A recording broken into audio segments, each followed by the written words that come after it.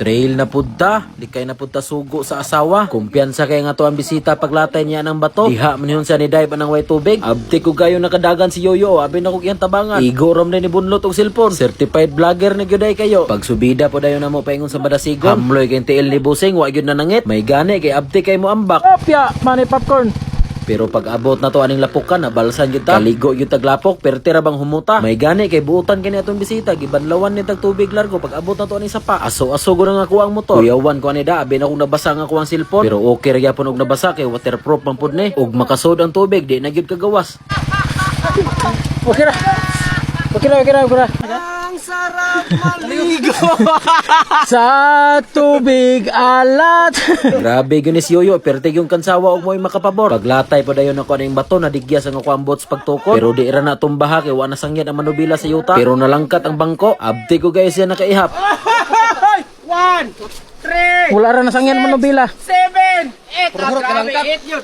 Pagpauli na dayon namo, nanugway sa kadali nga to ang bisita kay para daw busog ang ihang motor pag abot sila balay. Murag sakto-sakto yung pamaol na imuhang motor iniguli busing ba? Mauna dayon ni ang part 2 sa tuang trail kato natay bisita nga taga Don Carlos. Dire day minintrada lasang sa mabuhay kay didto may exit sa lagdik size. Didto unta mong plano ani ruta tubod sa kawayan pero napikhan man mi sa oras. Base ninyag magabinan mi February 14 ra ba karon. May nang iniguli na mos balay ba hayag-hayag pa amo pag malagang mo ang asawa. Kay para inigabot sa tingklase di ta biklon. Pag human dayon og saka sa tuang bisita kita na po dayon lubag.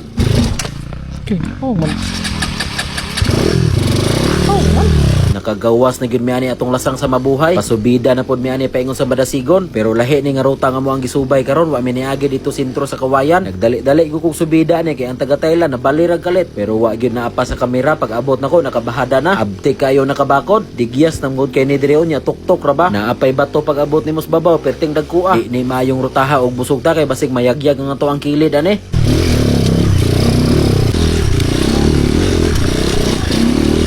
Pag-abot din na mo sa unahan, tingala ko nga nawa ra kalit si Busing. Natumba naman di ay. Wa daw kasaka ang ihang ligid na slide ra og kalit.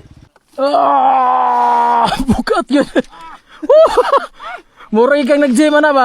Padayon na po dayon tag-abante, abot na gyud mi aning naay panasan, perte na yung sinawan, naapsan mo gumi og taligsik dire. Mura na ko gimantikaan ang dalan, pero lubag lang yung tagmayo kay muungot diri, tuklod yung tapaingon. Mangluwa ra gyapon ko og birahon. Taas gyapon kay ni Garbo nya mubuog tiil. Pag human na mo og agitan na atong naay panas, pabahada na po dayon mi paingon sa Madasigon, pero wa na mi ani ni hapit sa sentro kay kaulion na kay ko. Lami na gyud kay itulog. Laina ning magtrail ta nga bilar oy ungaog man kay sa ulo. Katugong paglatay-latay na muspang ganina, mura na gugog mahulog. Butong akong giignan si Yoyo ni nga lagdik size na lang gyud mi mo exit di na mi musumpay og ruta kay perte na yung halanga sa kuwang mata pero pag abot na mo aning sapa nawa gyud kadali nga kuwang katulgon ligo ram day kulang.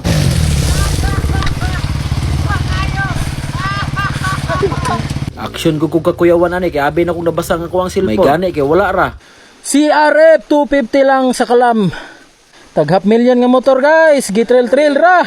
Pag human na yun na magpahuway, plastar na din ta sa babaw. Kay naarabay na kong ulanon, base na niyag mabasa na po ning battery sa tuwang kamera. Pero tigan akong malasa atong nitrail mi atong bagyo. Kumpiyansa ra kay ko, kay naputos na akong silupin tong battery case nga bago akong napalit. Pastilan, pag abot na kong balay, ni sunop man og tubig ang silupin. Pero lang gyapong basaa. Duha na gyud kabuok ang naguba, mahal ra ba kayo? May gani lagi kay wala ra na damage sa pil ang battery. Katurang battery case ang nadaot. Imbis malipay ta ning muulan kay para lapok ang dalan, mawalan pa din tagana kay kalas kay kwarta. Wa po ni klaro ni sulupin nga akong ginadala. Bisan pagkapilan ako bugkuson, matinga ko, masudlan lang yapon og tubig. Pagkatoy-toy gyud. Ug action day kog kakuyawan paglatay nako diri perti nam nang digyasa sa dalan. Bantog day wa gyud sakya sa tuwang bisita. Ana gyud boss, sure gyud kay perti ra yung lawmas pangpang. Basin ma-parts out niya og matagak. Ug pasubida na day mi ani paingon sa lagdik size no. Agi mi ani ilahang gamay sapa. Karon pa day ko nakaagi aning rotaha, mao day ning giingon ni Yoyo nga tsada ro kayo. Samot na siguro mo kusog-kusog ning taligsik, mo samot gyud ni katsada kay perting sinawa ra bas yuta. Unya bantok pa gyud kayo. Sure na yung naay mahapla og kalit. Pag abot na mo sa unahan, nakagawas na gyud mi. Mag picture pa unta mi dito sa baba pero di man maklaro ang view. Kay ni taligsik og balik.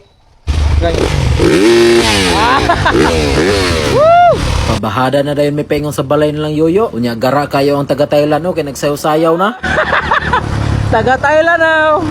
Kauli na mi guys. Pag abot dayon na magbalay, ako sa dayon gitabangan ng atuang bisita og karga sa ihang motor. Kay murag maglisod yun siya og siya ra isa ni kay habog ra ba kayo. Ay pinta ra man kami tayo. Waram din nga langkat. Ay action gid siya kapod-pod boss bay. Isa ra gid ka gamiton. Ug salamat sa inyong pagtan-aw no, abang-abang na pod mo sa tuwang sunod klase. Lop ka boss, mudlaw tay ba? Ah,